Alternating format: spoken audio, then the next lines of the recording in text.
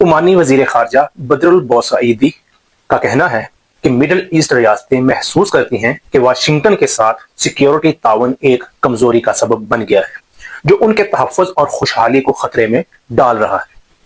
उन्होंने कहा कि डील करीब थी, फिर भी अमेरिका ने ईरान पर हमला किया जो गैर कानूनी था। ईरान ने रद्द-ए-अमल में अरब पड़ोसी मुल्कों पर जो कि अमेरिकी असासे थे हमला किया जो लाजमी नतीजा आना था, अगरचे ये नागवार था। ओमानी वजीर खारजा का दी इकोनॉमिक्स में ये मजमून छाया हुआ है। ईरान के खातमुल अंबिया इब्राहिम जुल्फगारी ने कहा है जंग उस वक्त तक जारी रहेगी जब तक के जारहीन हथियार नहीं डाल देते। सूरत हाल ये है कि उन्होंने दिन और रात का फर्क खो दिया है। उनके दिन बंकरों के अंदर रातों में बदल जाते हैं और रात को उन्हें आराम नहीं मिलता क्योंकि वो आसमान को रोशन करते हुए हमारे हमलों का मुशाहिदा करते हैं। अगर ये अरब मुनाफिक अमेरिका को ईरान के इर्द गिर्द अड्डे और फिजाई हदूद फराहम ना करते तो अमेरिका के लिए ईरान में कत्लेआम करना इतना आसान नहीं होता जितना अब है। आप ये फ्लाइट रेडार देख सकते हैं। एक अमेरिकी B-1 बमबार तैयारे का प्रवास का रास्ता इस पिक्चर में आप देख सकते हैं जो ईरान पर बमबारी के बाद वापस आया और एक और 9 आबादियाती बरतानवी एयरबेस पर उतरा। सऊदी अरब और उर्दन की फिजाई हदूद के जरिए बहीरा रूम की तरफ बमों की दोबारा लोडिंग करेगी। यह तैयारा महंगा और कीमती है। अमेरिका इसे अपने खलीजी ममालिक के अड्डों पर लैंड करने का खतरा मोल नहीं लेना चाहता और हत्ता के इसराइल में भी नहीं क्योंकि ईरानी मिसाइल उसको नुकसान पहुंचा सकते हैं। ईरान ने तिल अबीब की जानब क्लस्टर मिसाइल दाग दिए। ये ऐसे मिसाइल हैं जिसका इसराइल के पास कोई तोड़ नहीं है। इन छोटे छोटे टुकड़ों को रोकने के लिए भी इसराइली दिफाई निजाम लाखों डॉलर्स के मिसाइल फायर करता है।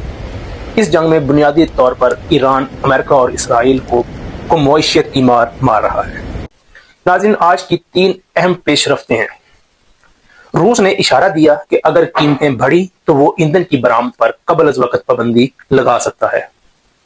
अमरीकी महकमा खजाना ने कहा कि वो पाबंदियां नरम कर सकता है और समंदर में मौजूद ईरानी तेल को मार्केट में दाखिल होने की इजाजत दे सकता है।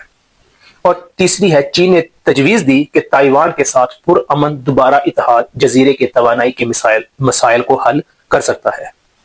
इसका मतलब क्या है? रूस अपने दाखिली बाजार को महफूज बनाने की तैयारी कर रहा है।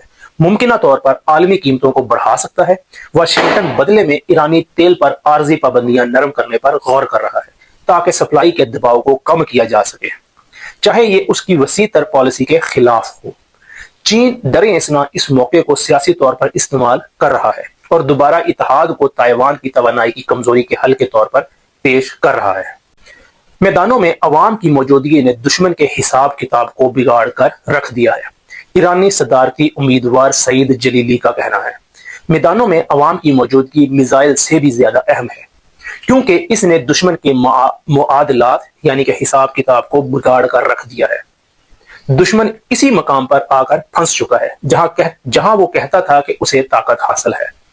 यही दुश्मन कहता था कि हम ईरानी तेल का एक बैरल भी फरोख्त नहीं होने देंगे।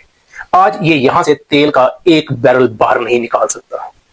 ट्रंप के मशीर और काउंटर टेररिज्म सेनेटर के डायरेक्टर कैंट, जिन्होंने अपने ओहदे से इस्तीफा दिया क्योंकि उनका ख्याल है कि अमेरिका ने ईरान जंग शुरू करके बिल्कुल गलत किया है।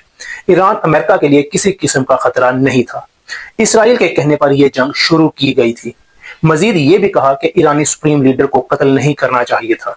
इस हवाले से उन्होंने खुला खत भी लिखा जिसके बाद उनके खिलाफ FBI की इंक्वायरी भी बिठाई गई है। ये टकर कार्लसन को दिए गए उनके इंटरव्यू का एक हिस्सा है जिसमें कहते हैं कि मेरा नहीं ख्याल कि आयतुल्ला खामनाई को अपनी मौत का कोई डर था और ऐसा इसलिए नहीं कि वो कोई पागल शख्स थे बल्कि इसकी वजह शियत में शहादत का कल्चर और तस्वर है। आयतुल्ला ये जानते थे कि अगर उन्हें कत्ल कर दिया गया तो इस्लामी रजीम बच जाएगी और अवाम मुत्हिद हो जाएगी।